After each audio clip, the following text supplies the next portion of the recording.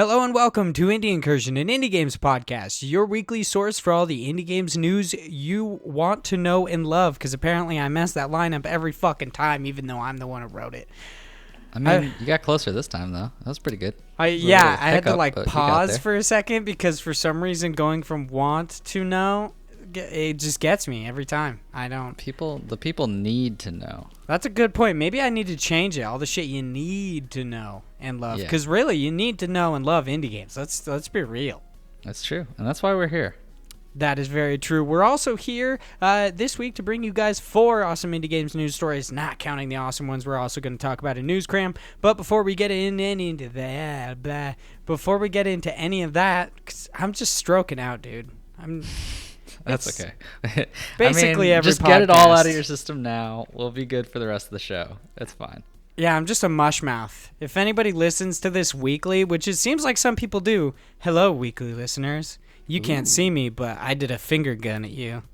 Nice. Not even Josh can see me, but there was a finger gun. Trust me. I felt it. I mean, it has been established that I am a liar. I did not poop my pants. So so we can't really tell if you're doing anything. Yeah, you can't trust anything. Dude, I could be a robocaller right now. You wouldn't even know. You've been talking this whole time to a robot. Damn. Well, I mean, you're a jerk. Yeah, that checks out. I'm a garbage person. I feel like that has also been established. And my name is also Von Hyde. I'm one of your hosts alongside the illustrious, my co-host, the biggest of Josh boys. Well, I don't think he is, because we have spoken before that we are quite short. But it's very true. I am just a average sized Big Josh boy. Oh, okay. I'm glad that they're see, now it seems like you're getting into the Big Josh boy scenario, because now you're saying there are others. You are an average, so that means there are bigger ones and smaller ones. Meaning you have now acknowledged that you are the Big Josh boy. I mean, the Big Josh boy? You're this podcast's Big Josh boy, yeah. I guess that's true. There has to be one. Yeah, I'll be the Josh boy. In every community, there has to be a Big Josh boy. Like, in Kind of Funny's community, it's definitely Josh McCouga. That's the Big Josh boy there. You're our Big Josh boy. Those are some big shoes to fill, but I'll try my best. That is amazing. What have you been playing this week? Let's talk about some indie games, since we already kind of got off the rails. Why not? Yeah, we're just kind of rambling. You know how it goes. Naturally. Actually, to be honest, I haven't been playing too much from an indie perspective. Well, I guess I have, but I've fake indie game fan. Yeah, I know. I'm garbage. It's okay. I've been playing too much Mario Maker, man. It's a fun game. I beat all the story mode. I rebuilt that castle. Stupid dog. And then I just went into... Why stupid dog? Does like a dog fuck shit up? I mean, you play the game and you tell me. I'm not gonna play that game. Mario's an asshole, dude. I'm not gonna feed into his ego. Well, damn. No, man. Just you can play as a different character. You don't have to be Mario. Just don't play story mode. You just play all the crazy levels. They're so good, man. There's so much content. They just said, like, on Twitter, they just posted something about 2 million courses uploaded. Granted, like, half of that's probably trash, but like there's still 1 million courses you got to get through. You're never going to get through that. I didn't actually know that you have to complete your course before you can upload it. Yeah. You have to show that it's actually possible. So that's true, but there's a thing called that, like in the community, they always call it dev, oh crap, why am I blanking on it? But it's basically dev pipes or something like that. So it's essentially like you set up this really crazy hard level, and then you just put a warp pipe at the start that's like hidden in a block and shit. And you just go through that and get to the exit, and you're like, da-da-da-da-da-da-da. Fuck you. So you don't have to technically beat the level. But from the community of people who actually like the crazy like Grand Pooh Bear and what the fuck is his name? Panga Panga or whatever, or Moon or all those fucking people who play the levels, and they're like, wow, what the hell is going on? How can you do that? Like, usually they'll actually finish the level themselves though. So most of them are pretty legit, but there's definitely people who can't do that shit, and they're just like, let me make a crazy level and just warp my way to the teleporter. I mean, that means there is possibly like some levels that are, for the most part, unbeatable. Unless you find this fucking warp pipe. Yeah, there could be. But that's the thing. It's not unbeatable because you just have to find that pipe. Yeah, that's true. You whatever. technically can. They're like, Yeah, you know what? It's a maze. Like, it wasn't even a level. It was a maze. You just had to find that pipe. Suck it. Yeah, it'll get tagged as puzzle. Like it's a brain teaser. That's pretty solid. I cannot overestimate how much I love, and I might have not. I might be using the wrong one. Overestimate, underestimate, whatever. How much I love watching people lose their shit about this. I said it last week, and I've seen more this week. It's probably my favorite pastime, watching people eat shit at Mario Maker. That's what I'm saying, man. It's a good game all around. It's got a little bit of something for everybody, you know. Oh, I don't want to eat shit at it. No, I don't want to do it. I want to watch people do it. That's what I'm saying, though. It's got the people who want to build the levels, got the people who want to play levels, got the people who want to watch the levels. Like, come on, there's content here for everybody. I mean, that checks out. I just want to watch that Nitro Rifle freaking cry on his stream over his levels. Poor Andy. Yeah, I love following him on Instagram. There's times when he's like, oh my God, no. He gets, yeah. He just like gets up and leaves. Broken. It's good. That and the other thing I've been playing is like an old classic game from, man, I don't even remember, but it's called Arcanum. And it was an old, I think it's Activision? Arcanum. It's Arcanum of Steamworks and Magic Obscura. Or Obscura, I guess. Oh yeah, it's from 2001. It's a role-playing game, and it's basically like a really old-school RPG, like very heavily inspired by Dungeons and Dragons. And the cool thing about it is it's very like build your own character kind of style. It's really wonky. Like, you can definitely tell if you play it that you're like, ugh, how did people like play games like this back in the day? It's so terrible. But it's like really good from a actual game perspective, just because a lot of it is you can go through and take on different quests, a multifaceted way of, you might be good at charisma and be able to talk your way out of things, or you might be able to choose different sides where there's like these bandits who you have to kill, or instead you just break all of this stuff inside the town and become bad in the town and like join the thieves guild, and like there's so many different angles to it. And I've just have a lot of nostalgia for this because this was one of the old school games that my stepdad had, like, just lying around, and I started playing it, and I've sunk so much time into this. It's a good game, but it's very old. Yeah, there's games like these that make me wish that I would have gotten into games much earlier in my life, because I feel kind of weird because most people who not only want to get into the games industry but also are just big gamers, they're like, oh yeah, no, I played games since I was a kid. And I'm like, dude, I played a tiny bit of Final Fantasy, like 11. I played a tiny bit of God of War. I love the shit out of Psychonauts and Tak and the Power of Juju, or whatever the fuck that game is. I can't really remember because, let's be real, not great games. But, I mean, Psychonauts is a great game. But I didn't really get into games until, I was probably 12 to 14. I didn't get that heavily into games. And even then, I loved video games, but I didn't get really, really into them. Like, listening to news about video games and really kind of, becoming a fan of the industry as a whole until I don't know, I was in my late teens and wanted to make video games, so I was like, I've got to know. Yeah, I mean, that's pretty much the same with me from the industry perspective. I didn't know much about the industry other than a couple years ago, but I've just always played games all my life. I've been such a hardcore fan of just any kind of game in general for the most part, because I mean, my earliest memories I could think of are really just playing off of my NES, the SNES. It's why I'm a big Nintendo boy. Is all my nostalgia is in Nintendo or in PC games, like the old school Diablo and this Arcanum game and things like that. So I've just played games for way too long. The earliest game I can legitimately remember playing is this old ass fucking Toy Story game. Oh, the one where it was like a platformer where you were Woody and you had to jump through. I think the first level was in his room and you were jumping from toy box to toy box. No, even better, because Woody's a bitch. You got to play as Buzz, and you went around shooting shit with your laser. You had to gain batteries and all sorts of stuff. It was awesome. It's fantastic. And then it got shredded in my PC's disk tray. Got him.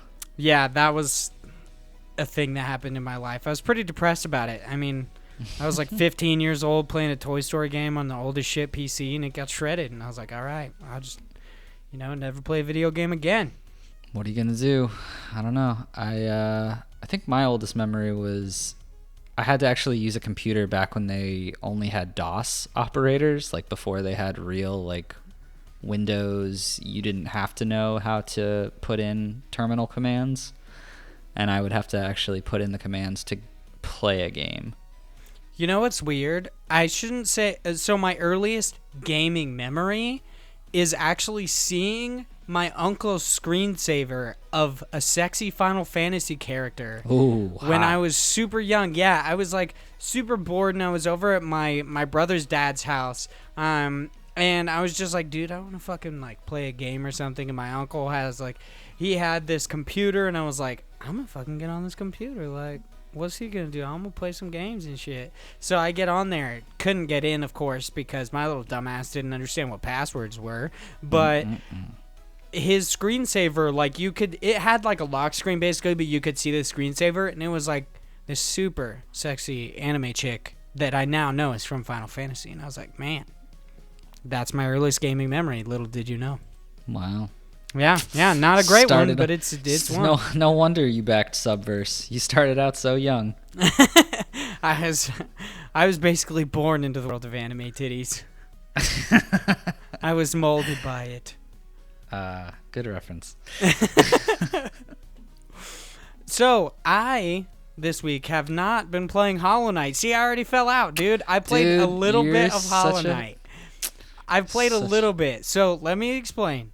Okay, don't you just jump said you on me. weren't. You just said you weren't, and then you said you played a little bit? What is this? Well, you're lying. I told you I'm a garbage person, Josh. You're a fucking liar. Yeah. What is this? Yeah, I'm a liar. It's just what I am, okay? So after we recorded, so technically it was a little bit of last week, but in podcast weeks. From when we recorded to when we record, I have played a little bit more of Hollow Knight. I unlocked the City of Tears. I got my freaking lamp so I could go into like basically this graveyard, and I was like, oh cool. And then I found out that you can actually like there's a boss there, and I was like, oh man, that's so cool. How do I get it? And I have to get the dream nail and come back. It's the whole thing. But I was going through the City of Tears. I went into the tower, and I was like, dude, there's these fucking asshole mages. I really hate them. They're not like normal mages where you can just like, oh, okay, cool, they're going to shoot something at you and you just get out of the way. No, they're fucking tracking shots, and they teleport, and it's all sorts of bullshit. It just pisses me off. And then finally you get all the way through the tower to get to the top to find out that there's an even bigger dickish one that's an optional boss at the top. And I'm like, all right, so you just killed me. I'm going to not play for a little bit because I'm kind of done getting just really taken by this game. I'm kind of done with that. But you know what I did? I went to the Nintendo Switch eShop because I have been playing my Switch more recently. And yes, I have once again broken my vow to not purchase video games because I got just entranced by a 15% off sale, which doesn't seem like a lot. It's not. It's not at all. It was like $2 off, but I got Hyper Light Drifter Special Edition on my Switch. Oh my god, you have this fucking game. What is wrong with you? Because apparently there's exclusive content on the Switch, so I had to buy it to find out. Instead of being a normal person and Googling it, I had to buy it. My goodness. So I bought it for like $15. And I've been playing Hyper Light Drifter, but not the baby-ass baby mode, not the little bitch mode, you know? I didn't turn it on easy this time. I was like, you know what? I'm just going to play the game. I'm just going to play normal. I beat what people have said is the hardest boss in the game. I beat it on normal. It only took me like 50 tries. I was like, all right, this bodes well for me. Now I'm like in the little Otter Kingdom. I've got a bunch of upgrades. I've got 4 doses of my medicine instead of 5, dude. I'm loving it. This is some good stuff. I'm watching Scrubs while I play, and then I realized that in boss fights, when you have to dash a lot, it's a big pain in the ass to be holding my Switch, playing handheld. So I instead was like, oh, you know what? I'll just pull the Joy-Cons out and put the little kickstand down. I'll just do that. And then realize that's the biggest fucking piece of shit ever. That kickstand is it's pretty the shit. worst. I use it all the time, but it does suck. I sometimes wonder why it's even there, because not only is it the most flimsy thing, it puts at the most awkward angle in, like, on Earth. You know, most human tables do not go all the way up to your line of sight. So I instead have to hunch down like fucking Igor or stack up 5 books to then have it actually, like, congruent. Have an actual line of sight with my Nintendo Switch, and then I beat the boss, and I was like, all right, this is and sweet, then you got dude. back problems. Yeah, and then I freaking put my Joy-Cons back in, and I picked that bitch up, because I'm not going to sit there hunched over and become freaking Quasimodo. Yeah, I mean, I haven't had that big of an issue with that, because the way I play, I have it on like my computer desk, which is at a good, like, kind of almost eye level if I kind of lay back, which I have a little footrest for laying back in anyway. So like I'm fine with it, but my problem with the Switch when it's on that little stand and then you just have the Joy-Cons is like the Switch is a good size for you to use when it's like handheld, where you would normally hold a handheld device.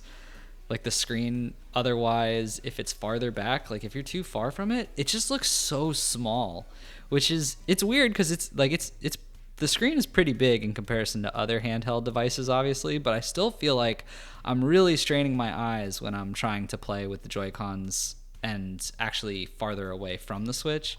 And I don't want to just fucking roll up to it, because then I'd be doing the same thing as you, being all like hunched up and fucking killing myself. As one more aside, before we get into the games news, are you going to buy the Switch Lite? Do you want an even smaller version of the Nintendo Switch that you cannot remove the Joy-Cons on? It does not have rumble, all sorts of fun stuff. You gonna buy that bad boy? Honestly, I don't think it's a bad choice from Nintendo, because like I said this in the Parallax Media's Discord, like this is just a big Game Boy. They know what they're doing. They're not trying to make another Switch. And all the people who are getting like upset, like I've seen some people who like responded to it and were like, this is so stupid, it's so small, like it's the same thing but like smaller and not as good. And you're like, yeah, that's what light means. Like, what did you Nintendo expect? Switch Lite. It's a lesser version. I don't understand why people are getting so like heated about it. I think it makes total sense for what they're doing, because they're trying to get people who are going to play the Pokemon game, and like they don't have a, you know, most of those people all had 3DSs, and now they're like, okay, well, we got to get the Switch. But this makes it more affordable, especially for parents who like have kids that are asking for it. Makes total sense. For anyone who has a Switch already, or like is thinking about buying a Switch because, you know, they quite often will play a lot of video games and want to have it on their TV, like this is not for them. And Nintendo knows it. Like they're specifically saying it's only on the go. So me personally, already having a Switch, no chance in hell would I ever buy this thing. Yeah, me neither. But super smart decision by Nintendo. I'm sure it'll still sell like fucking hotcakes. The only thing I kind of like, the only thing that I think in any way people should get up in arms about, not angry, not like fucking death threats, annoyed, you know what I mean, but instead just be slightly like cautious about, is their marketing for their video games going from now on, because certain games require certain things that this will no longer have. Right. So that's pretty much the only issue I have. Like from what I understand, Mario Party has to be played a certain way. Where yeah, it has to. You have to have it with the Joy-Cons. So, like, essentially, what you have to do now is, if you want to play Mario Party on your Nintendo Switch Lite, you have to literally buy a Nintendo Switch Lite and then buy enough Joy-Cons. You have to have additional Joy-Cons. Yeah. Yeah. Which, same thing with like 1-2 Switch. I'd imagine you would just could play the same game. You just had to buy more Joy-Cons. Yeah. Exactly. Which, I mean, honestly, is like, It's not that bad because a lot of games that Nintendo has come out with, or that, you know, from an indie perspective or, you know, third party perspective are coming out, they can play just fine on like a regular controller. Yeah, it's definitely in the minority of games that require you to play it in a weird way. Right. It just sucks for that like specific reason, but it makes sense just because of how the game is played. Like if you tried to play Mario Party with a controller, it would make no sense. Like there's so many mini games that really utilize those JoyCons. Yeah, you know, one last thing I wanted to say about this, and then we'll move on. The thing that annoys me most about this is people who are asking, like, who is this for? And it's like, who the fuck cares who it's for? Well, you think they make, like, this specifically for people? I believe that they're making it in a way for people who are going to play Pokemon, but I also believe that they're making it because they're going to make money. It's going to sell. Like, sure, they're not going to make $300. They're going to instead make $200. But if somebody buys this in addition to a Switch they currently own, not only do a lot of those Switch accessories no longer actually work for this, meaning specifically like, I believe the screen is smaller, so you would, like old screen protectors or just screen protectors you had left over from your Switch, I don't think you'll be able to use them on the Lite.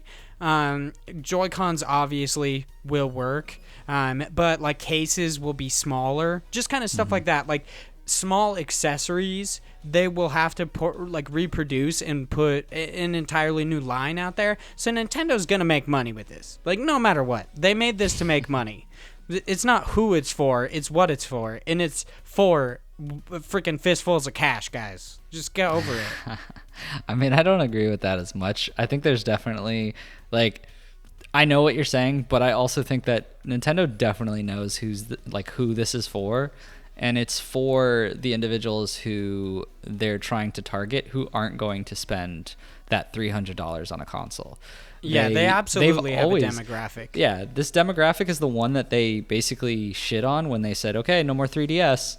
So, like, this is their way of saying, like, hey, you want, like, a better 3DS? Here you go. Like, come into the same realm as all of the people who have the, you know, the home console, and you still get just about as much for a cheaper price. Like, because the 3DS was still in that same kind of range, like that price point. I think it might be a little higher. The highest price 3DS is $200. Yeah, so that's what I'm saying. So like, new 3DS XL is $200. It's the same price. Yeah, so it's like people, they know who they're targeting. It's clearly that Game Boy demographic, and this is going to be an easy sell for anyone who is like on the fence but still wants to play, you know, the handheld Nintendo games. So there's definitely a person for this. Yeah, it's the only thing the people complaining, clearly it's not for them, and that's why they're just angry because they're not getting the Switch XL, whatever that is. Yeah, and these people also probably have Switches, so yeah, that's what I'm saying. They're like, ha, I already got you. Pretty much. The interesting thing about that is, though, I believe somebody at Nintendo specifically said that this is not a replacement for the 3DS. Like, the 3DS is still alive and kicking, and I was listening to Kind of Funny Games. When's the last time a game has been made for it? Yeah, that's what I was going to say is, on Kind of Funny Games Daily, they talked about how the production of games on it has slowed. The last game to come out was, I believe, a month ago with Persona Q2, but... Like, games have obviously, they're slowing down, and it's kind of like to a dribble now. But from what I understand, they don't believe that their handheld market is dead, meaning the 3DS market.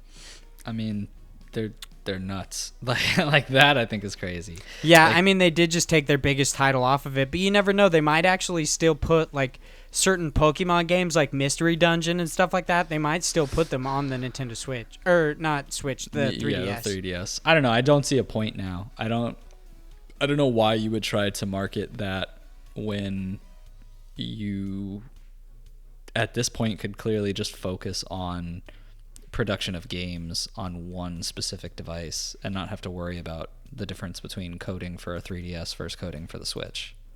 I don't really understand it either, but speaking of people being up in arms, since we're about 30 minutes into this podcast and have yet to talk about indie games for the most part, there's going to be lots of indies on the Switch. That's very true. Indie. In a way, this is an indie games topic because, like, exposure. osmosis, reverse Exactly. osmosis even. Our first Jones? Our first article is written by Matt Kim, and it is thousands signed petition to stop selling indie games on this controversial digital store.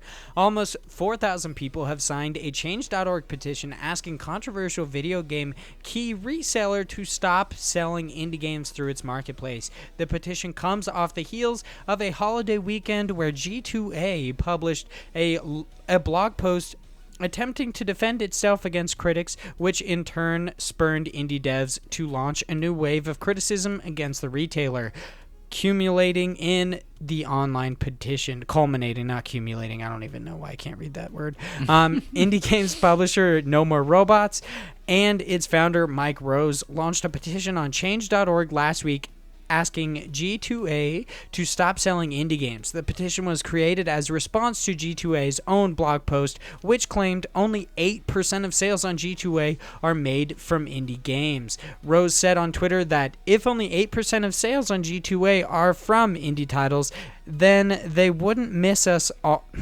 Then they wouldn't miss us, right? They could remove all indie titles from G2A, and 99.9% of game developers would be happier. Since this petition was created on July 5th, over 3,600 people have signed it. Holy shit. So the news here, what we're mainly going to talk about is this petition, which is quite hilarious that they're just like, 8%. I mean, it's not even double digits. Why not just not sell our games? But if I'm being honest, I did not know G2A really existed. I did not know that they were a video game key reseller. I don't even know how that works, really, if I'm being completely honest. But what exactly is happening? I don't believe that the 8% of their sales are indie games. I definitely don't believe that. I don't believe that 8% of anybody's sales are indie games, to be honest. I think it's a lot more, but okay. That's cool. I mean, they also might be basing that off of their own description of indie games. I don't know if anybody said that, but there's not really a definition, as we've spoken before. No, not really. Yeah, I don't really know. It just seems like a big old mess. It's kind of funny. From G2A's perspective, at least to my understanding, it's just a place where you can go on and sell your extra keys, what have you, and essentially G2A will pay for it. So it's sort of like a virtual GameStop, so to speak. So you'll give them whatever used game you have, and then someone else will pick it up. Just to be clear, you didn't use the code, right? It is an unused code. So that's where things are getting a little blurry for me, because that's where I'm assuming most of these issues with G2A are coming from, at least from a lot of the scandals they've had in the past. There's a lot of rumors and hearsay about non-legitimate sources. One of the things in here, Vlambeer, co-founder, explained the true cost of G2A sales model to IGN, and he says many keys on sites like G2A come from less than legitimate sources, fraudulent or stolen, credit cards posing as reviewers or influencers, and other similar methods. Those methods cost us time, and we now have to deal with chargebacks when people realizing credit cards were stolen. So I don't know how they're stealing credit cards, I guess because they're not as secure of a site as they should be, or people are using their information. I believe what he's specifically talking about there is people possibly stealing other people's credit cards, purchasing games with them and then selling them to G2A. Yeah, maybe, because from what I understand, now that I think about it, the way that G2A more than likely works is the majority of retailers do not actually offer digital refunds, or at least physical retailers. So when I worked at GameStop, when you sell a digital code, it is theirs. No matter what happens to it, if you lose that code, eats ass for you, dude. That's your fault. You specifically signed something that says that we are not liable for anything that happens with that code. So you can't return them.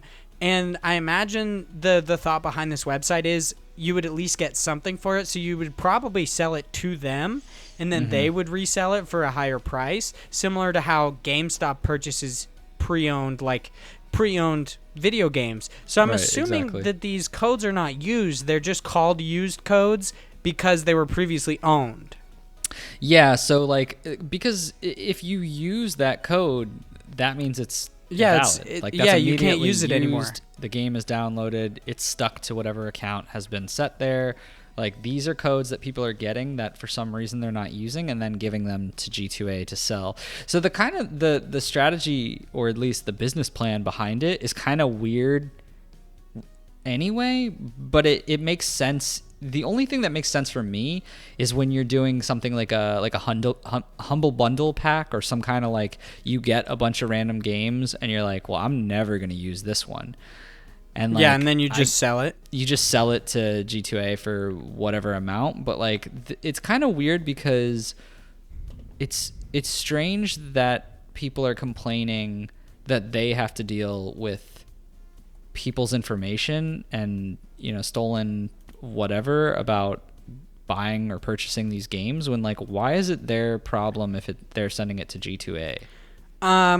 From a developer standpoint, like Vlambeer, I would understand. So if somebody stole your credit card and then purchased a game with it and then sold that to G2A, they, in a way, profit. They get some money from you. But then when you dispute that charge, I believe Vlambeer would not actually receive any money. And then they are, like, basically out that money. Like, of course, there's not a limited amount of keys for video games.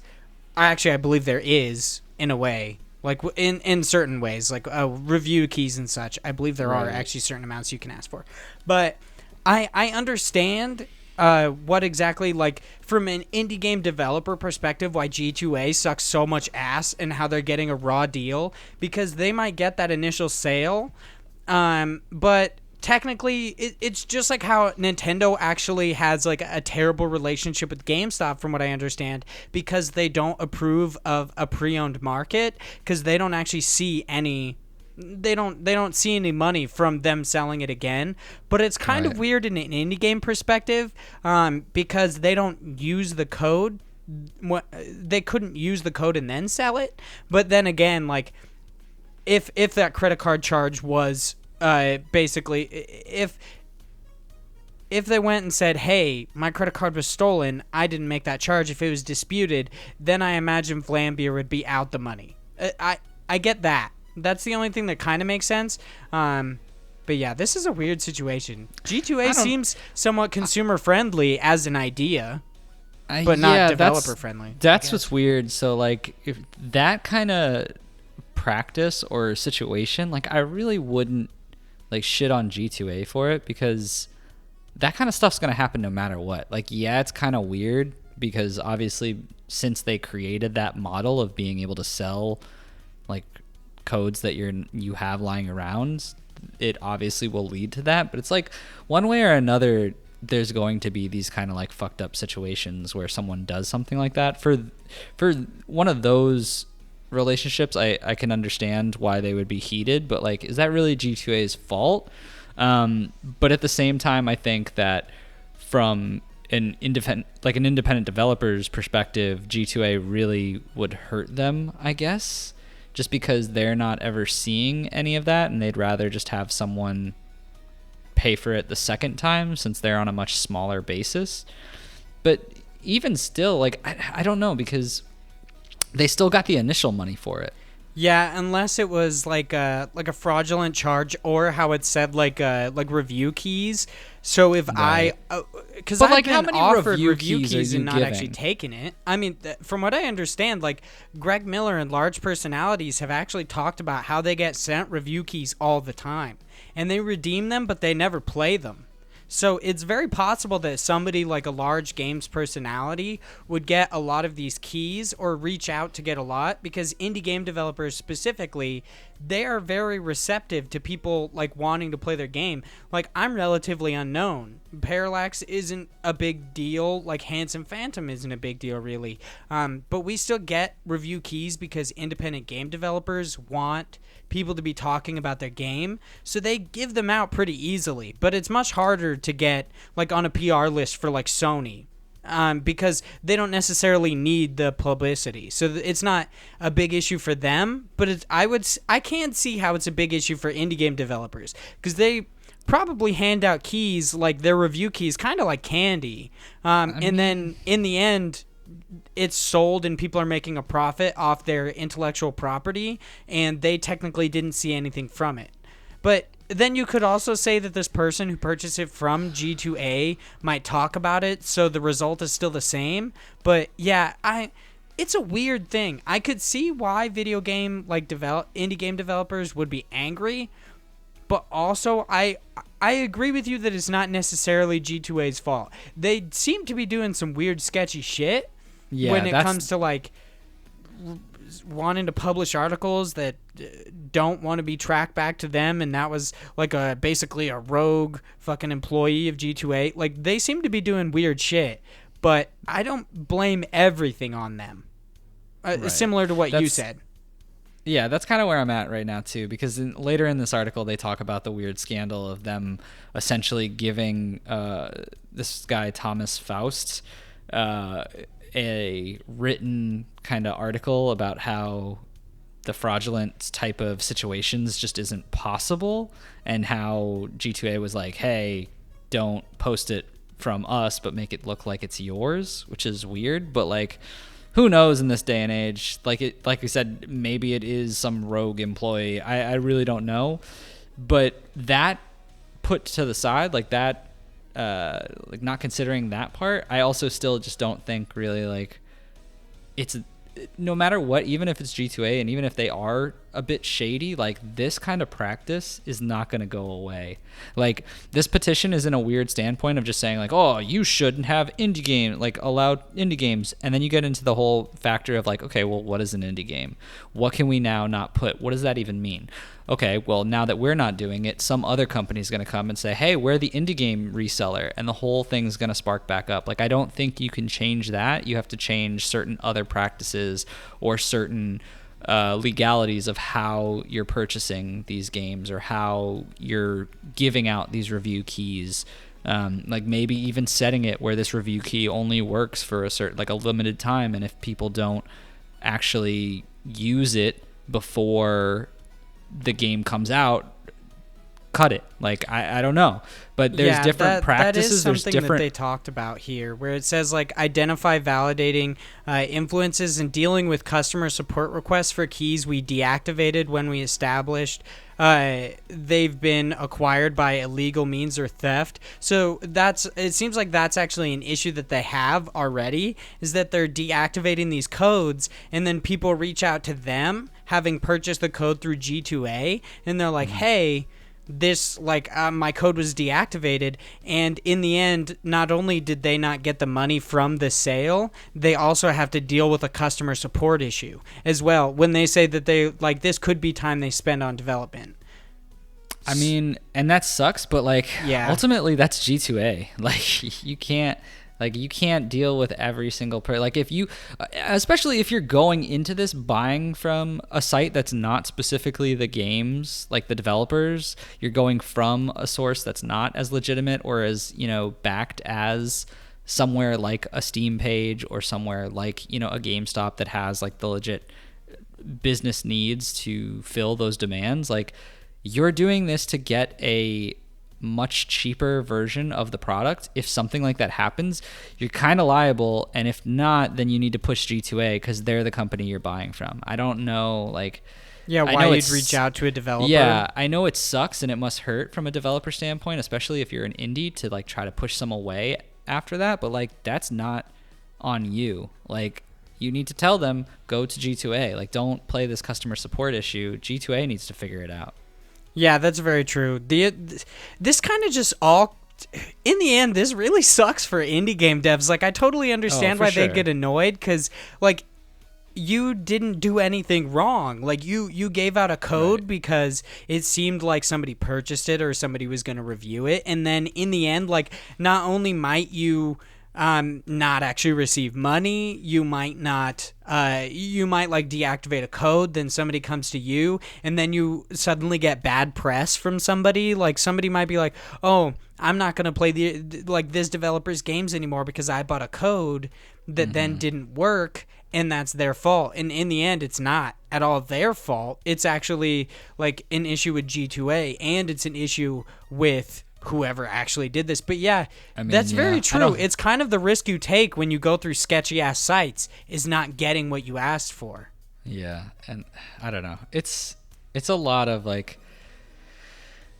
it's a lot of terrible things all culminating into one. Like, it just sucks. But that's kind of like the nature of this business, I suppose, in this kind of state. Like, things are constantly adapting and constantly changing, and especially when we're going into a world that's more digital, like these type of services are going to pop up more frequently because of the fact that, you know, think of how GameStop and other game areas have always done this and always given those kind of options of trading in your games and returning things so that you can get that pre-owned. Like, if you're going into a world where you're only allowing digital type games for the most part, especially for indie developers, since generally they only do indie unless you're marketing with someone like a limited run type of deal, then you're going to have people who will try to either get your game on a cheaper basis or try to get more money for games that they don't want. And it sucks, but that's like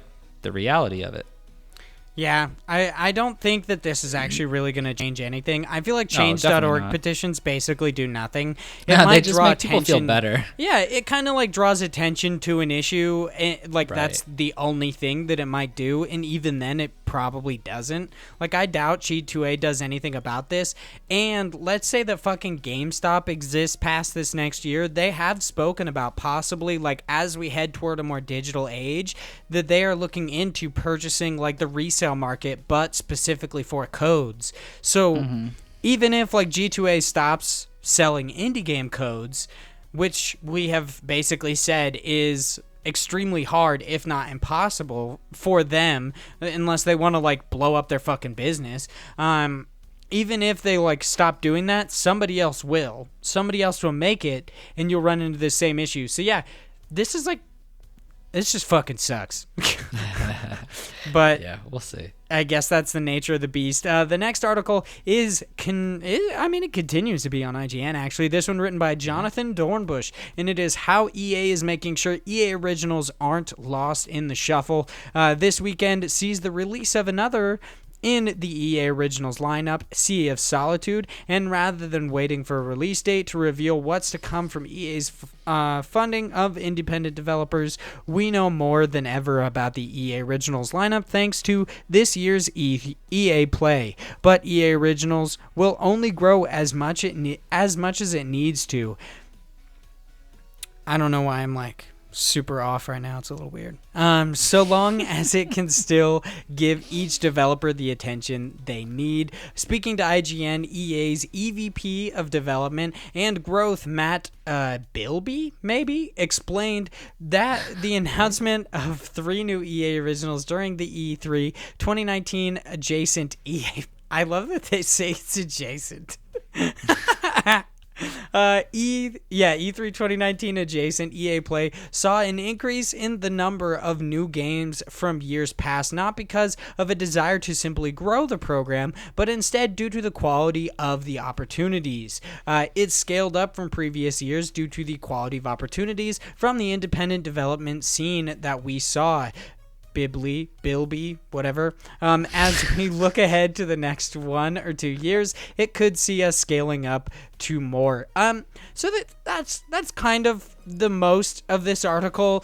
Pretty much they talk about how EA has previously put out, they just recently put out Sea of Solitude, but more recent things, or that is the most recent, but previous titles were Faye or Faya, however you want to say it, Unravel and Unravel 2.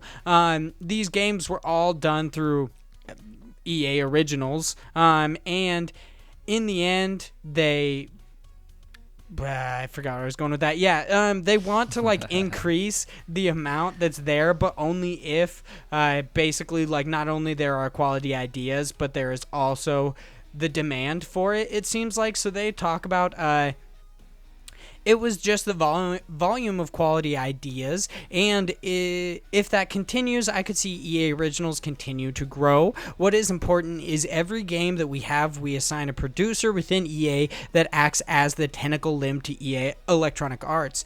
We don't want to get to the point where one producer's looking after 10 or 15 different developers, because that's when we'll lose the real uniqueness of what EA Originals and EA Partners is. I feel like that's a little bit weird. How so? The games are still, I mean, just the way he phrased that, the games themselves developed by independent developers are just as unique, even if EA isn't working with them. Like, let's say a producer has 10 to 15 games and possibly doesn't have the time to give to each one. They're still just as unique. But I do see the issue why they don't want to bog down these producers with 10 to 15 different, like, different titles, basically, different developers to look after.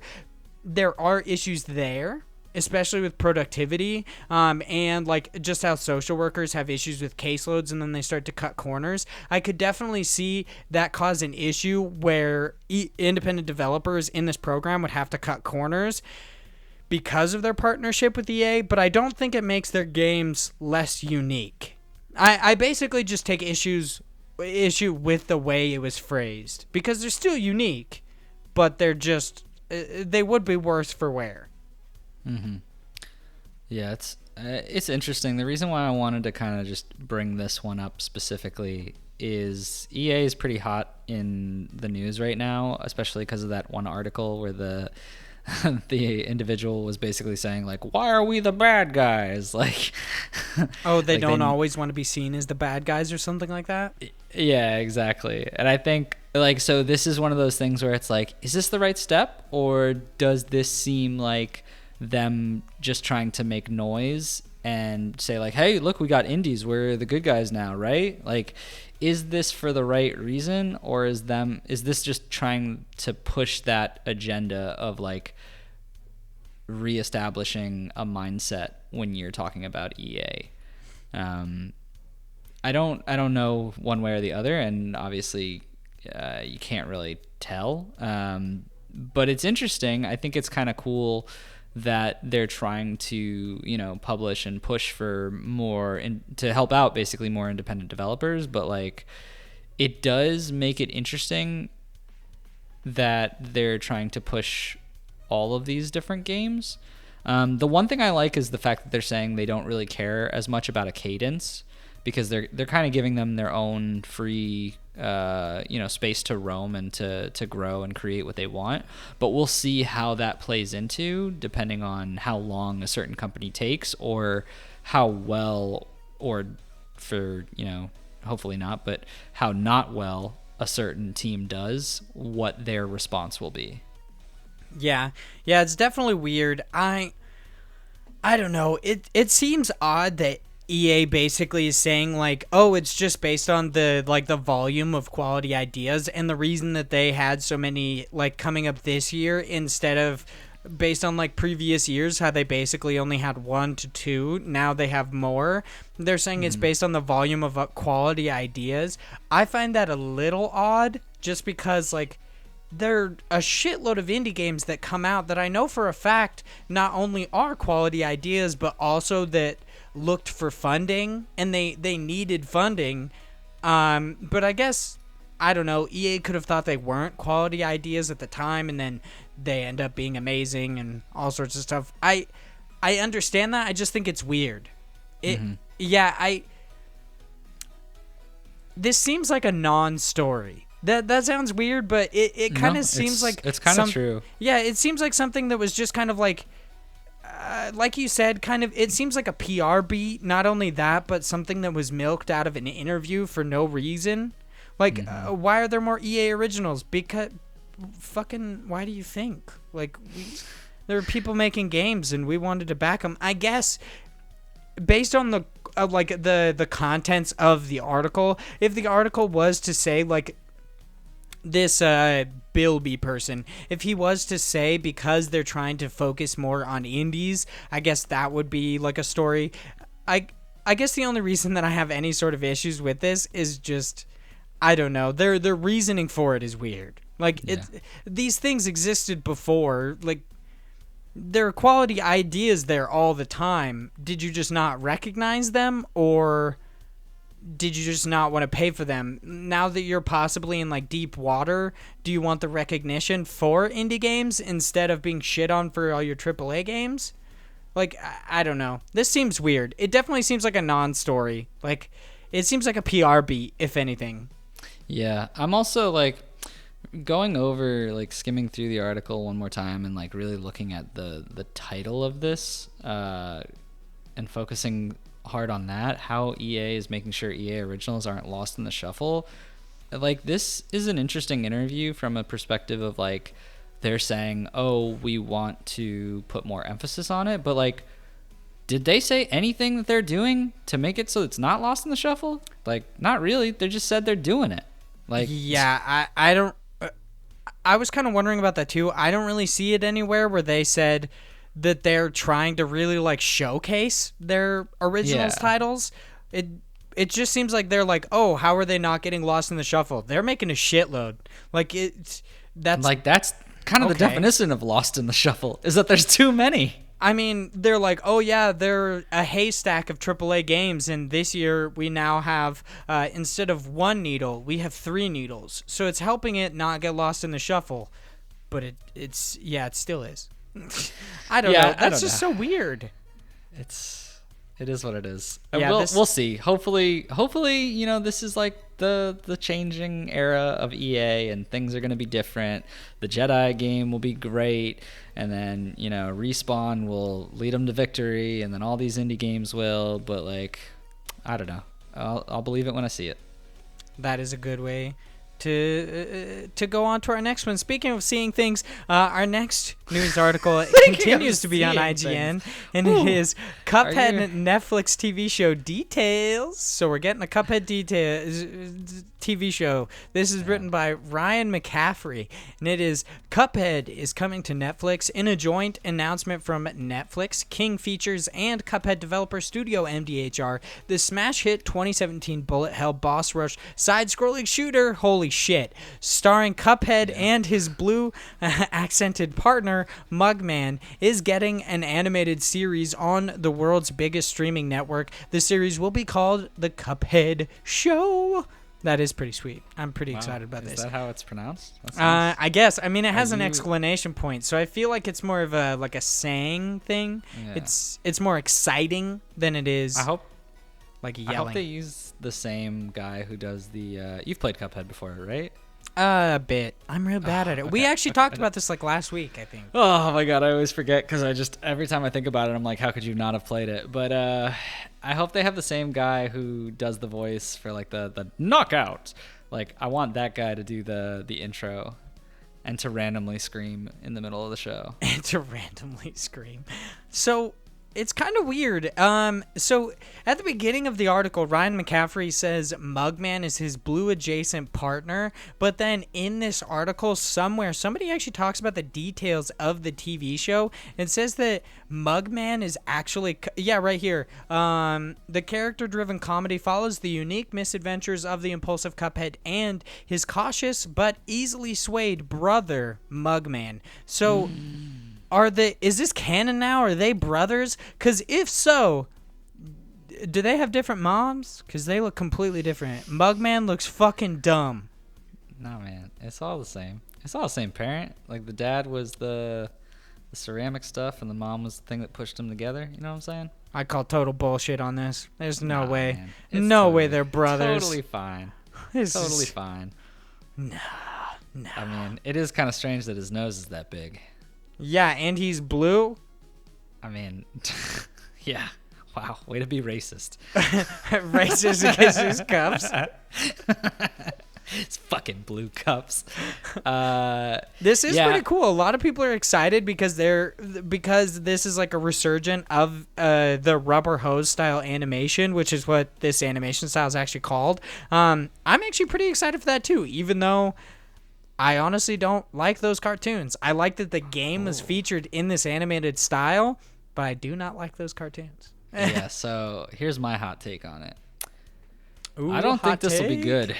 Yeah, it looks like it's going to be butthole. I don't think this is going to be good. A lot of people are really excited for it, but like, let's take a step back. Cuphead is amazing. There's no denying that. The gameplay is awesome. The art style to it is fantastic. There is literally no story in this game. It did a bad deal with the devil, and now he's trying to have us kill a bunch of people. There's like little to no talking. There's no real like cut scenes from a gameplay perspective.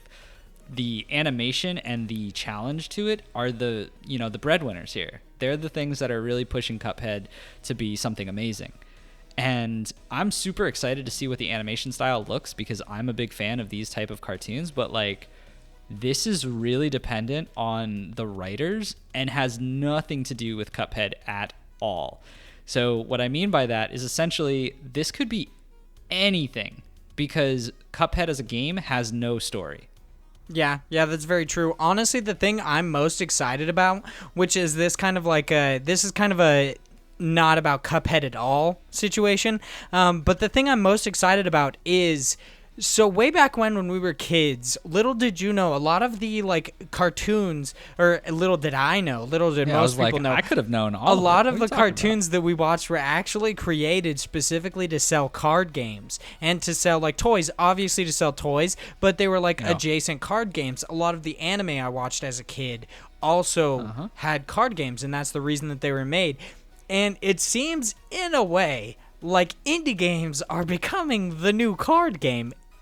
Specifically actually, because... Yeah, that's kind of funny. Yeah, they're like, Netflix now has 2 different shows announced specifically based on indie games. They have Hyper Light Drifter and the Cuphead Show. So it's very, very possible that not only will we get a Psychonauts show, but we'll get a Hollow Knight show. I'm just saying, it would be fucking cool. Let's turn indie games into the new card game. Let's fucking just make TV shows left and right about these, because I love it. I don't give a shit if this show sucks ass. I love it. I don't know. I mean, I will say, so here's the thing. When I first heard about this news, I was like, oh, this is going to be terrible. Reading the article and more about it, I'm a little bit more on the side of this could be something good, because there's a lot of people on this show who have a lot of experience. So they have award-winning producer Dave Wasson from Mickey Mouse, Cosmo Sigurdsson? Yeah, Cosmo Sigurdsson from Rocko's Modern Life. They have supervising directors Clay Morrow, which is part of Mickey Mouse, and Adam Paloin, which is SpongeBob SquarePants. So like, there's people who have done a lot of really good work that are on this project, which is, promising, but obviously it could still be a flop. I don't hope that it is, because I feel like this would definitely be on par with something I'd like to watch. But I'm really nervous based on the fact that it really could be anything. I mean, the nicest part about Cuphead not having story is that as long as they like follow roughly the same animation style, this show could be anything, and there's not going to be necessarily an inherent bias toward it based on so let's say how there's a novel written and then somebody makes a movie. People are annoyed that the movie, like Ready Player One, specifically because I've read the book and I've watched the movie itself is so much different from the book, and it's annoying for that specific reason. Like, people were annoyed because it departed so much from the source material, but this, as long as they have the same animation style, there's no story, like you said, so they could literally write whatever the fuck they wanted. As long as it was funny or good, there's no real way that people could be annoyed, or at least they don't have a leg to stand on saying that it like strays from the source material, because the only source material taken over is an animation style.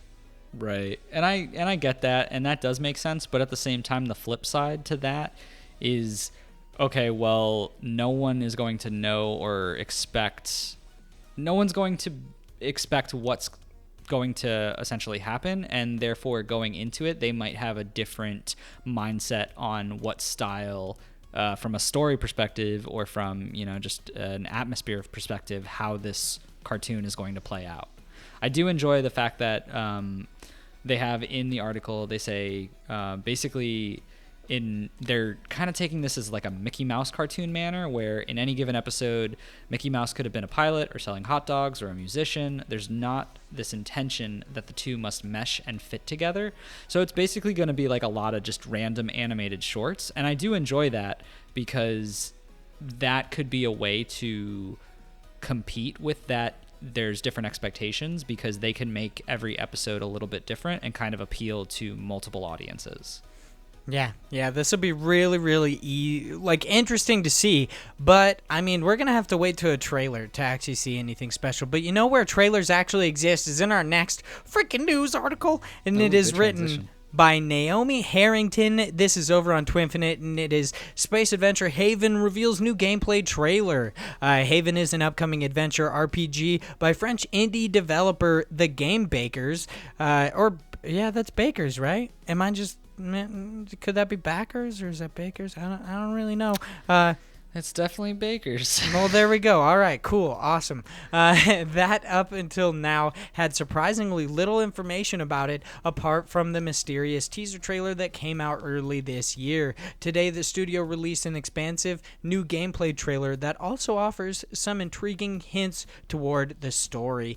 So we actually talked about this when they initially hinted at it, I believe.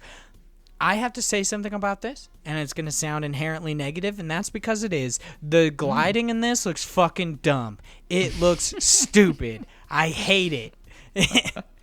Well, debunked.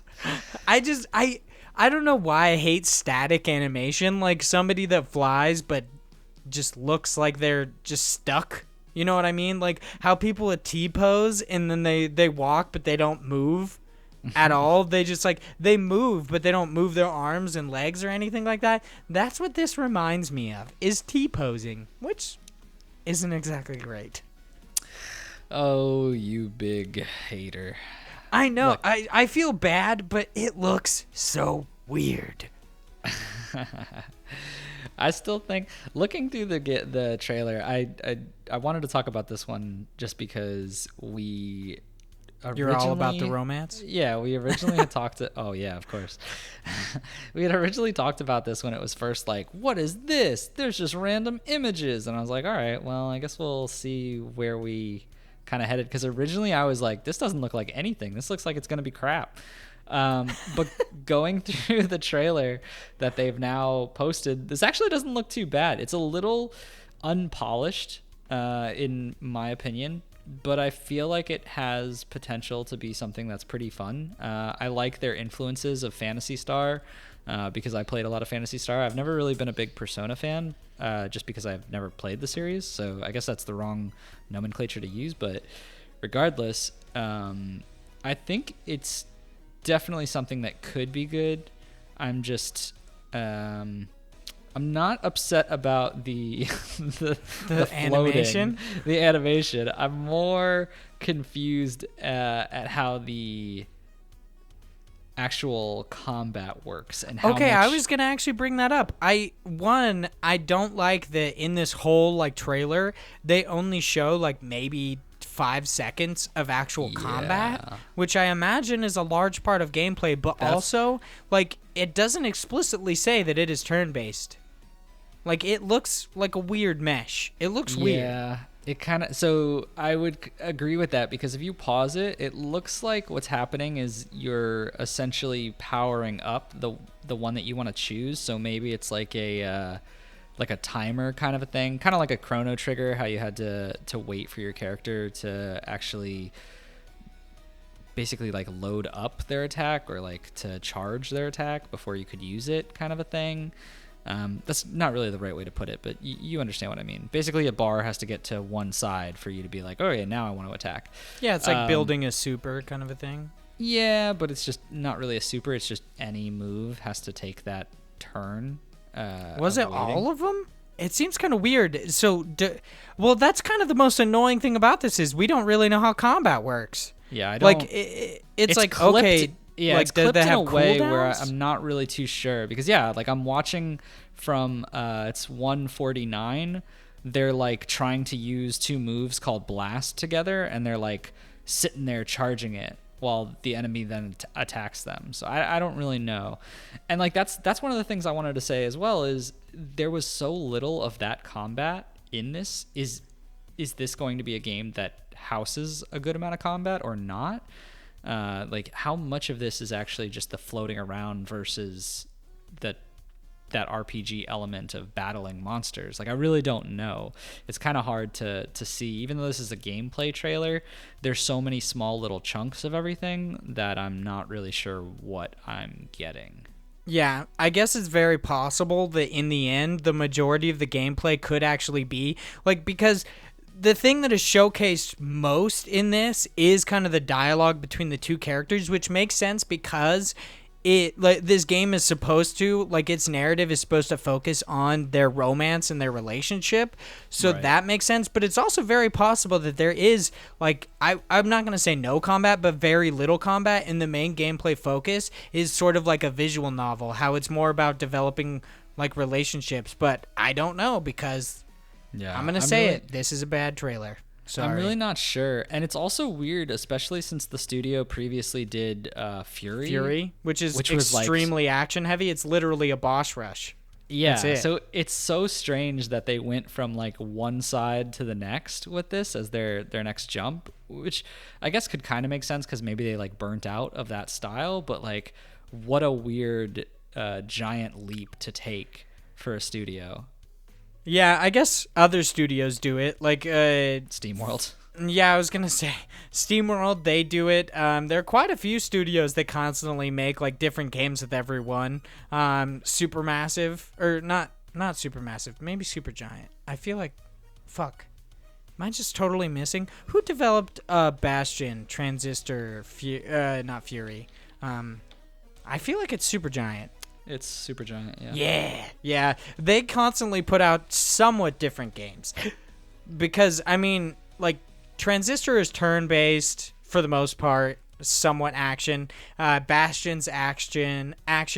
That weird one. What is that fucking game called that I just cannot remember? It's like basically a basketball game. What? I don't know. It's weird. Like it's odd. There are developers who consistently put out different, they put out different genres of game each time. So, I mean, yeah, it's not unheard of, but it's also strange from like a development team who's knowledgeable on one area of, that specific. It's definitely type weird. of I'll game, agree with you. so- It's weird. Oh well, whatever. I'm more interested than I was when we first just saw still images, but I'm also not like shitting my pants. I need to get this game. Speaking of shitting your pants, it's time to do the reverse of that. Are you super excited to get crammed? Cram. I feel like that worked.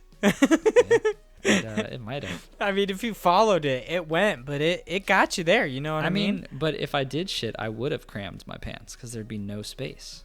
That's true. I don't know, like, how big your pants are, though. Like, did you I'm fill your pants, or? I'm wearing some pretty short shirts right now, so Oh. there's not a lot of room. Yeah, I don't know the density of your bowel movements, but it's very possible.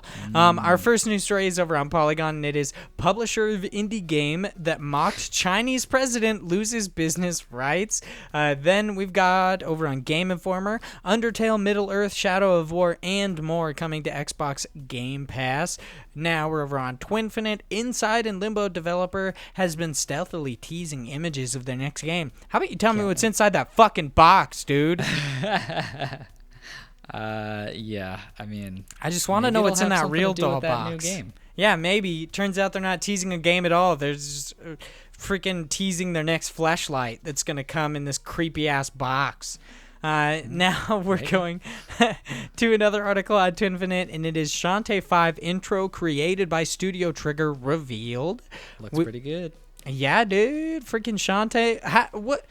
How do you feel about this whole Shantae being in Smash thing? Because her window somewhat looks like the Smash logo. People are ridiculous. Like, they'll just believe anything. Like, it's like that God, those people who they're like going crazy and they have like all those pins and things stuck to a board and they're it's like a murder board. It's like Charlie's murder board. Yeah, and they're just like, oh, it must match because it looks like a symbol, and there's nothing else that could look like a symbol except, maybe like a circle and 2 lines in a circle. Like, come on, guys, chill out. Like, it's not Shantae, all right?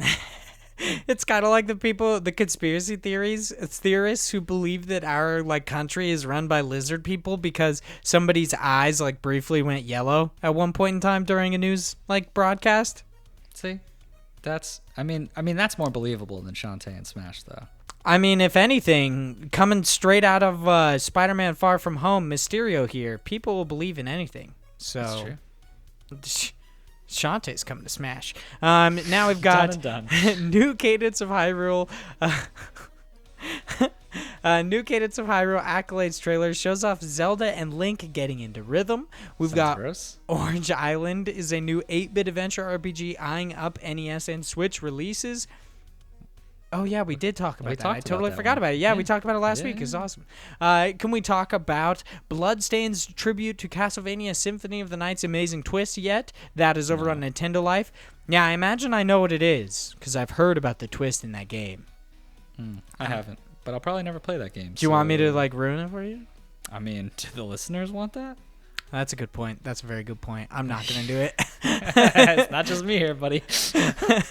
Then we've got the Evercade handheld system will get new retro-style indie games as well as old classics. That kind of seems like the play date, but not only those games. Yeah. Not a weird crank on it, Yeah. Honestly, this looks pretty cool. I can't. Like, I'll wait until those retro-style indie games are on it before I ever pick this up. That is fair. Then we got PM Studios celebrates 4th of July with a special Switch game bundle. We got Brace Yourself Games releases small bug fix for Cadence of Hyrule.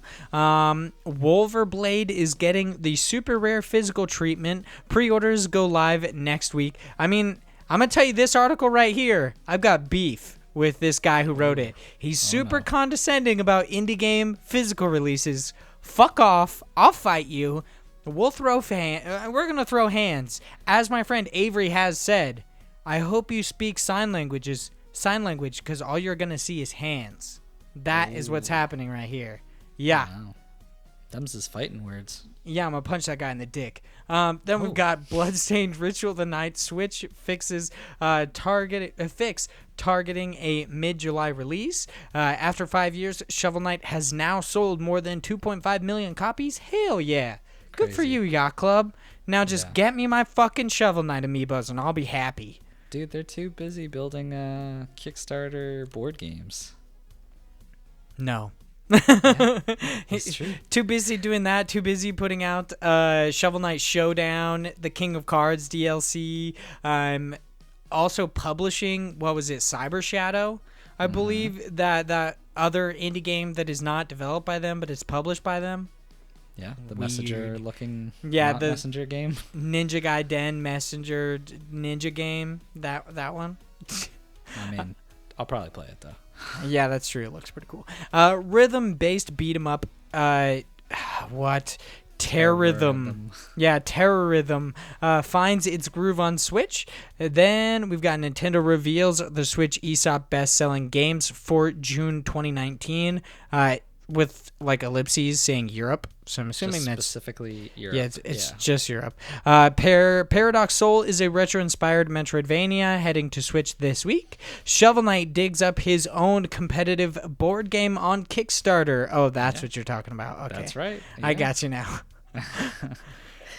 They've made quite a bit of money. I bet, dude. That sounds pretty cool. Everybody's making board games. Fucking FromSoft is like, hey, we're going to make a Bloodborne board game. People shit their pants, so everybody's got to make a board game. Old school platformer Blue Kid 2 makes the jump to Switch. No Man's Sky creator explains why Anthem and Fallout 76 developers should stay silent. Dauntless new pirate update adds competitive monster hunting arena. Powerumi maybe brings frantic shmup action to Switch with a rock paper scissors twist. And our last story in Newscram today is Forager gets a Switch release date, or gets a Switch retail release in North America and Europe this September.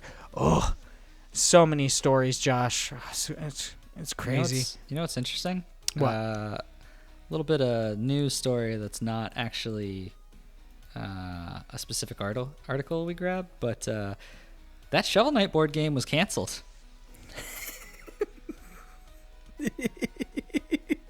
What? As of yesterday, funding canceled.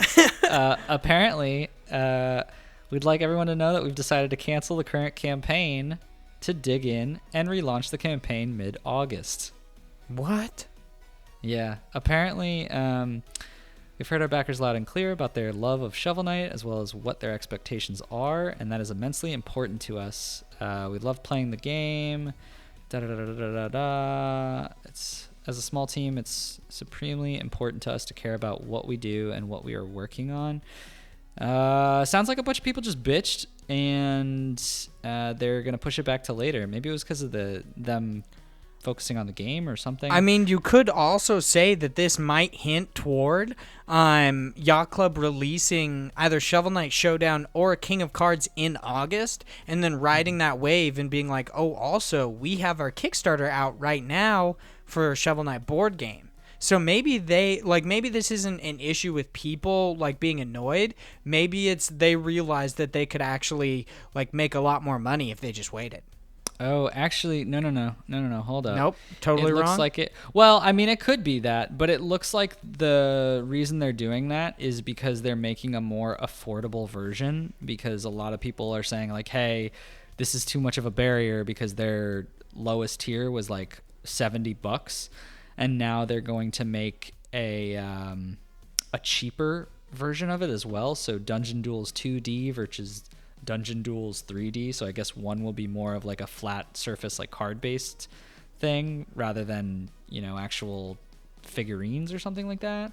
And that one's going to be more around like the $35 fee, rather than the original $70 price point. Okay, that's just people bitching right there, because let's be real, fucking this Bloodborne board game was $90 fucking dollars. And it was $100, just standard. So like $70, seems like you could deal with it. Saying you're gatekeeping to put something at $70 when it's a board game. Board games cost a shitload, dude. I think Settlers of Catan is $50. Yeah, board games are crazy expensive. Yeah, saying $70 is gatekeeping is a little bit excessive. Board games cost a lot of money. I mean, but I think it's cool on their part of it's definitely cool, their team. But yeah, it does suck. But maybe at the same time, maybe they were like, all right, this kind of sucks because a lot of people are complaining.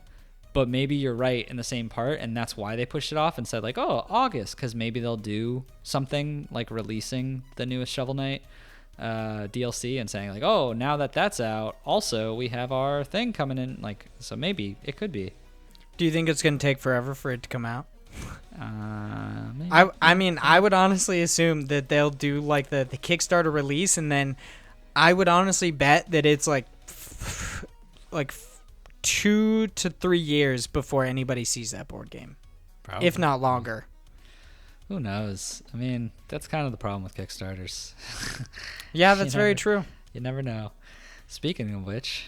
Yeah, speaking of which, today we've been blessed with so many amazing indie game stories that it's time for us to give back to the creators. In our next segment, God Bless the Crowd, this is where Josh, the big Josh boy, goes into all sorts of different crowdfunding sites. We've got, Fig. That's one. Indiegogo, Kickstarter, probably others, but I wouldn't know because I don't go into them. He finds some awesome indie games, and we talk about them today. We've got some interesting ones. Of course, I will... in a way, shit on them today, but it's time to talk about them. We've got two, Lamentum, maybe? Is that the name of that one? All right. Lamentum, an adventure inspired by Lovecraft tales. Psh, man, it's really hard to find anything inspired by Lovecraft these days. And we've got... big winner. Yeah, and we've got Hill Agency, Bark and Byte, an Indigenous Indigenous Cybernoir detective game. So let's talk about Lamentum first. This game looks cool.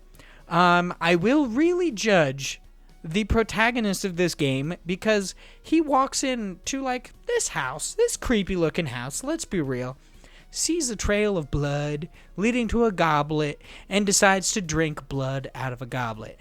In what world was that a good idea? It seems like this guy's just dumb.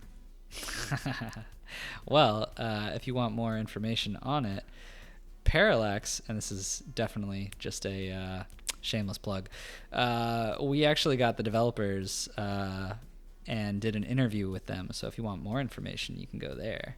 Does it say that their protagonist is just dumb? I believe it's in there somewhere, but you'll have to find out where. I don't He's a remember what fucking part. idiot, dude. Yeah, I think they said that somewhere. So they are looking for $16,810. They currently have $7,490 with 15 days left to go and 195 backers so far. And their initial pledge to actually get the game is $15 US. Not bad, not bad. Yeah, not bad at all. It's not $70 because that's gatekeeping.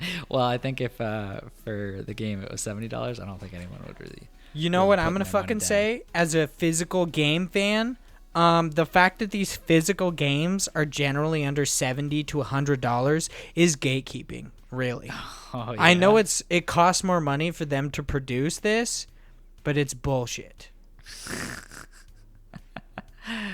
Well, suck it. I'm going to be on this train for the rest of this podcast, just letting you know. I mean, that's quite all right.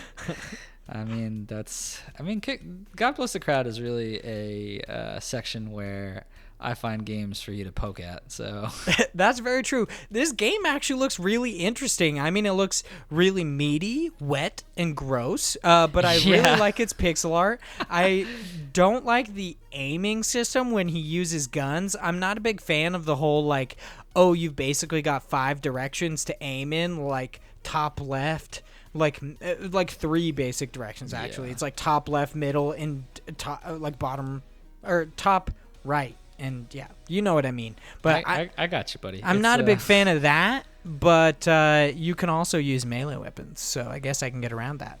It looks like you're pretty damn weak when you're using melee weapons. Oh yeah, They there's just these smack fucking you. mongoloid ass characters like beating the shit out of you. I'd assume so.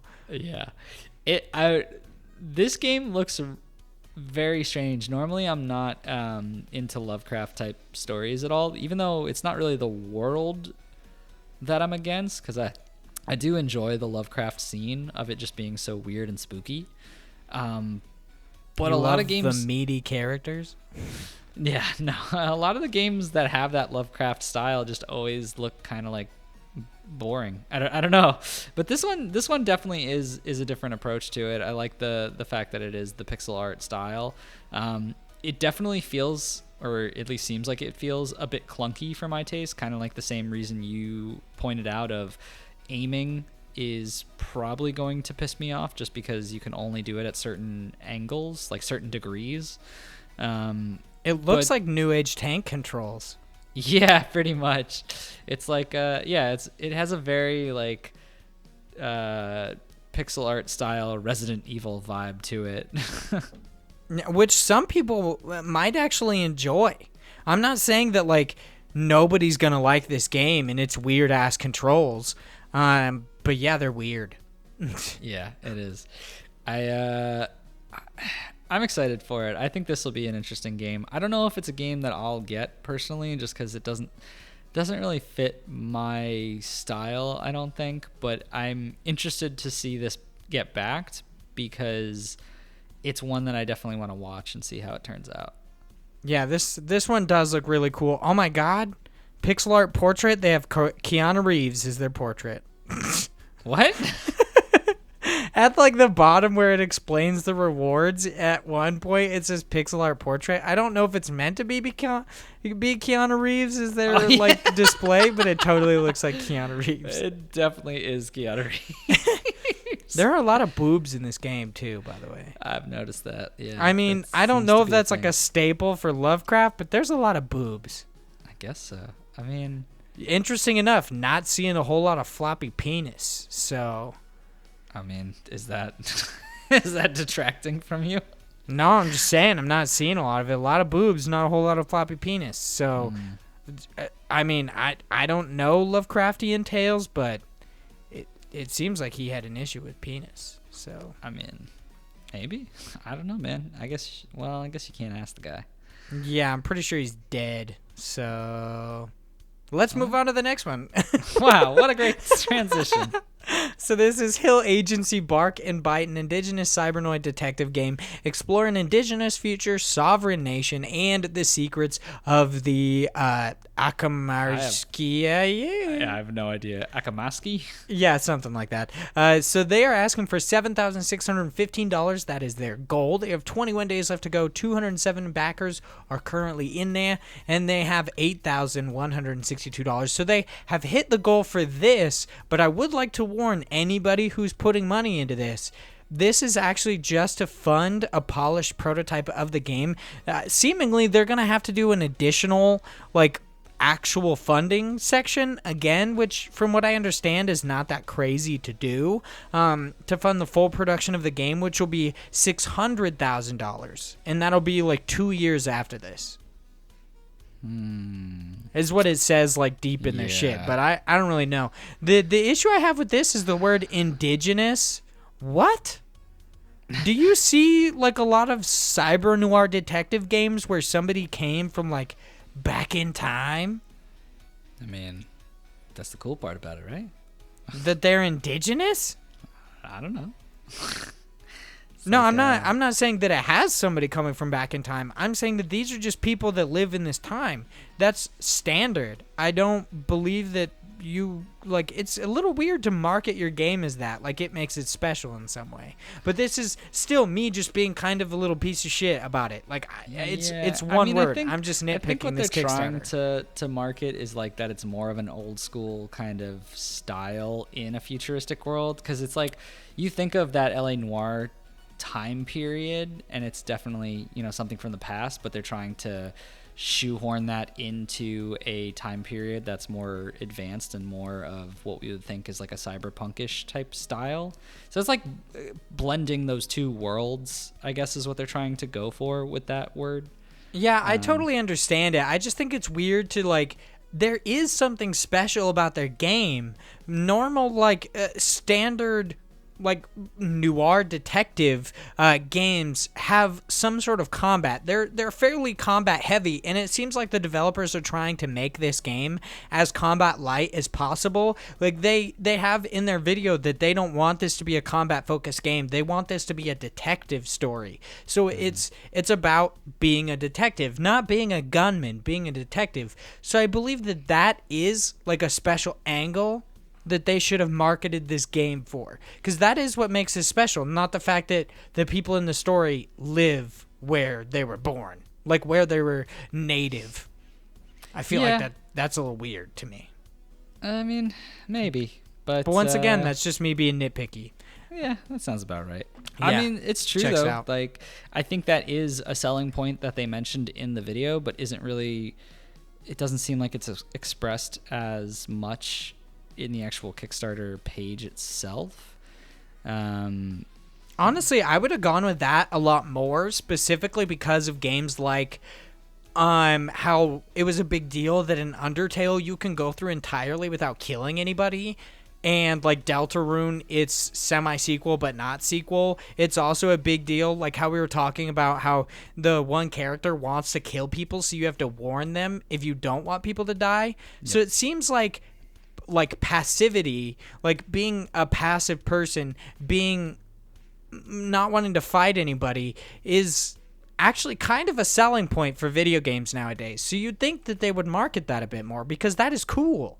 I like that this is just about being a detective. Yeah, no, I think it is a good point, because this is definitely something where games like this that are marketing that way are good in a sense of if you're a parent who wants to play with your kid, or you want to play something with someone who maybe isn't as into games, or because generally games can be violent, and you want to get someone into them and just have it be like more of a puzzle based thing of, hey, we get to play as a detective and try to solve some kind of mystery.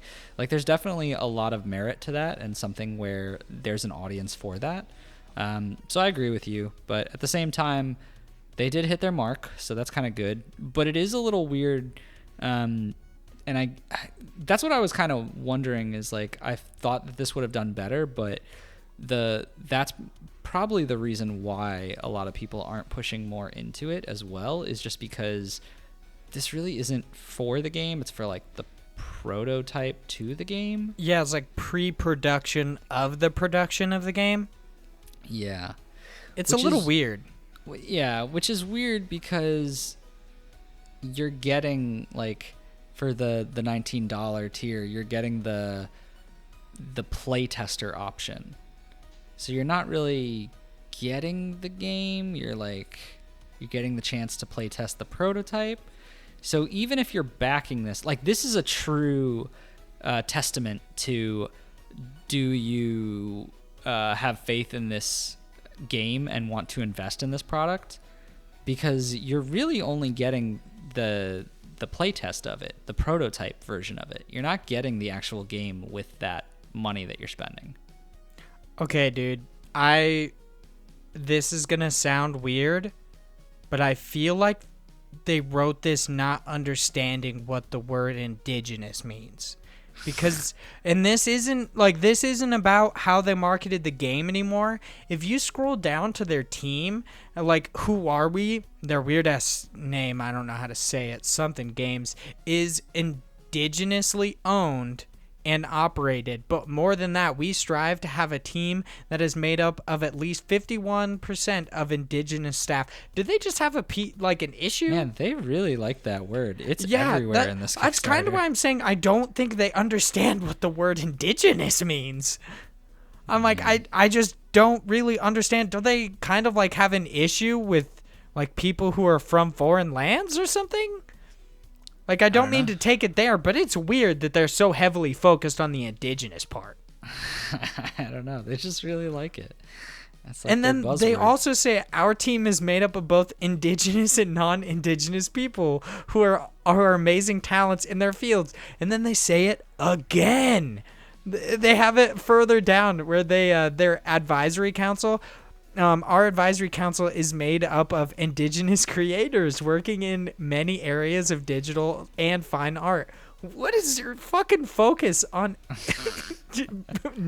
like natives? I don't understand, like, indigenous peoples. Like, that is really cool. I just don't necessarily understand why they're so heavily focused on it. I don't know. Maybe that's a big thing in Canada because that's where they're from. So maybe that's why we don't get it. Yeah, they're all like really, really like into their Canadian heritage, and it turns out that this game is entirely based in future Canada. Maybe, I don't know. That's probably it. We figured it out. Yeah, now I can stop focusing on the fact that they say indigenous 500 times in this fucking Kickstarter. So what are you thinking? You gonna back the prototype? No, because it's fucking, oh my, it's indigenous. No, it's indigenous. No, I think detective games are really cool. But I would be more likely to actually back this if it was the actual game and not paying for the prototype of the game. That, like, when the game comes out, the same people might go to it and find out that this game has changed drastically and that they no longer actually want anything to do with the game.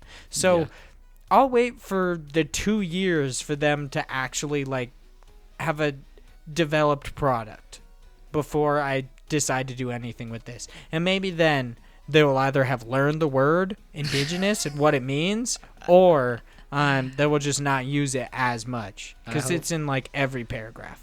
I hope that in 2 years we're still doing this podcast and the word indigenous is just all up in it. Literally, like, every word is indigenous, and at the bottom they're just like, fuck you. Yeah. They're like, hey, and shout out to Indie Incursion podcast. Fuck you. Oh man, burning some bridges. Yeah, might as well get them done early, so then the rest of my career isn't hurt by it, I guess. I don't think that's how that works. Yeah, I don't know. That's one way to look at it, I suppose. Right, yeah. I think it's about time we cool down this podcast and pop into our random question of today. And that is, I want to know if there are any indie games that have come out this year that you believe have a real stake in Game of the Year discussions. Are there any games that came out that were a Celeste, a Messenger, like Into the Breach, Return of Obra Dinn, any like these big titles that we heard of last year? Do you think that any games have come out, like indie games have come out so far to really contend with like the Resident Evil 2 remakes and stuff like that this year? Nope.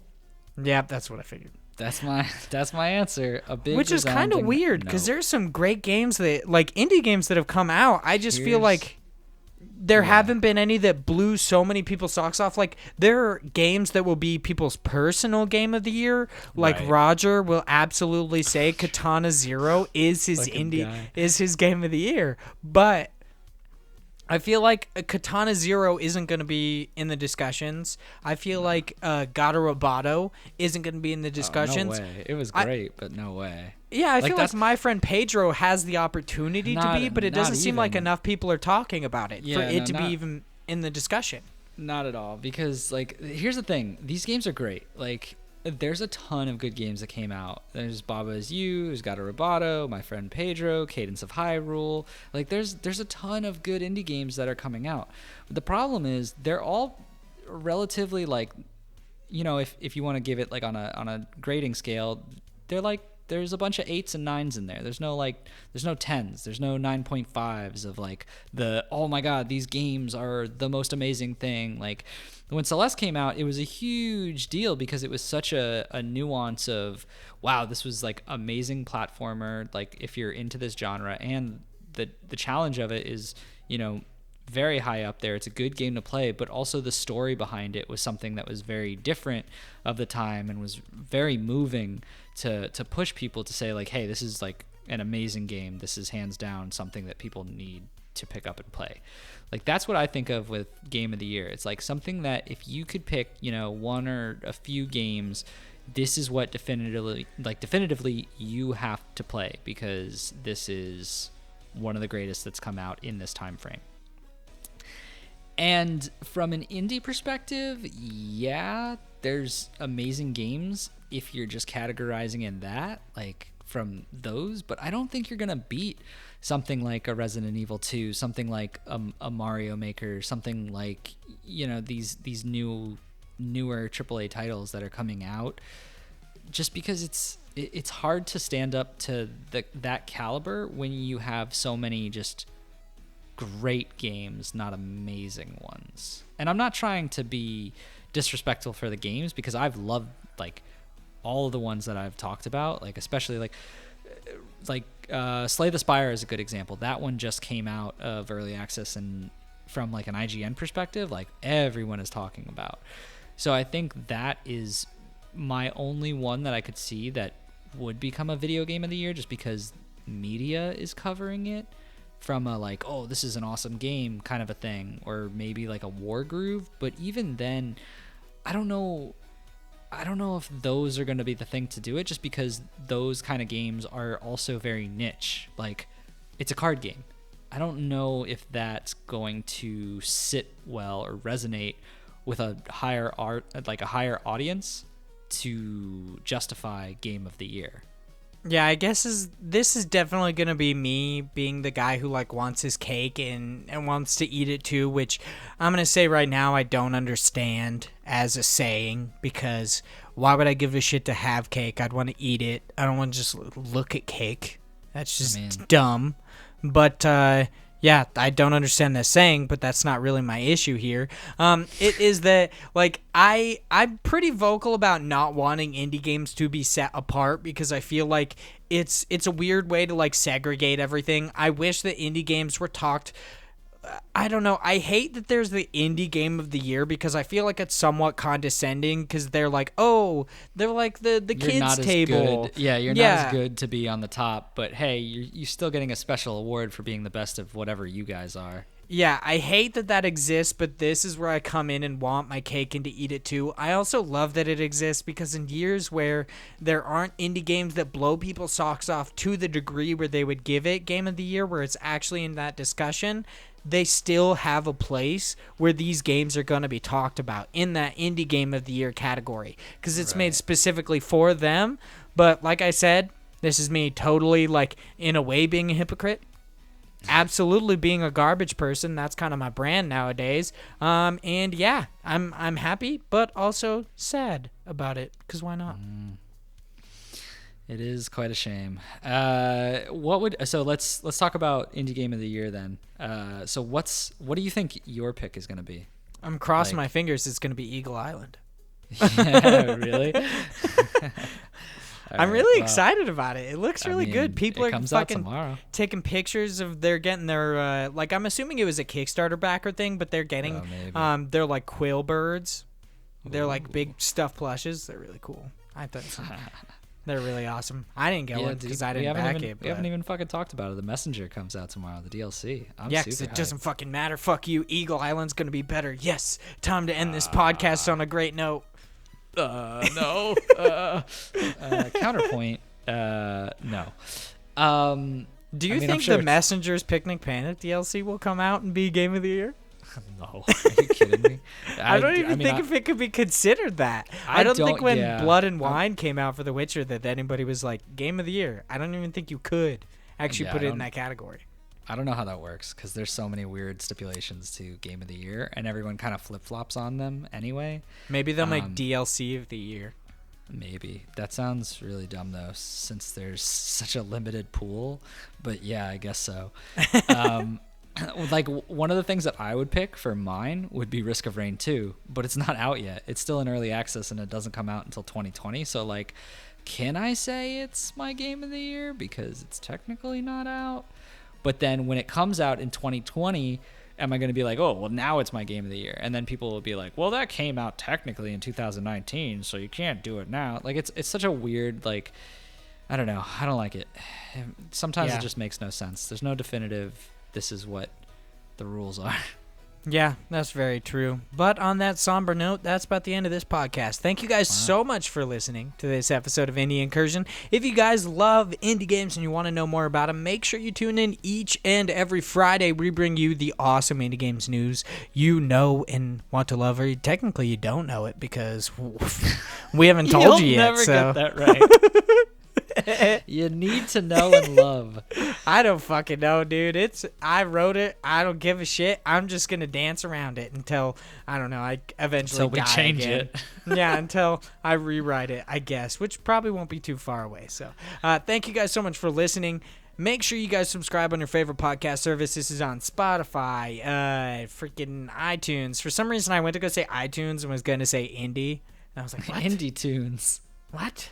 We also got it on Google Play. It's on Podbean, on all sorts of places. You can go listen to it on YouTube as well. Make sure you check out Parallax Media's awesome written content. You could check out my written content over on Handsome Phantom. And you can follow me at Hyde Legion on Twitter. You can follow the podcast at IndiePod. You can follow the Big Josh Boy at the, is it the Jorsh? Dude.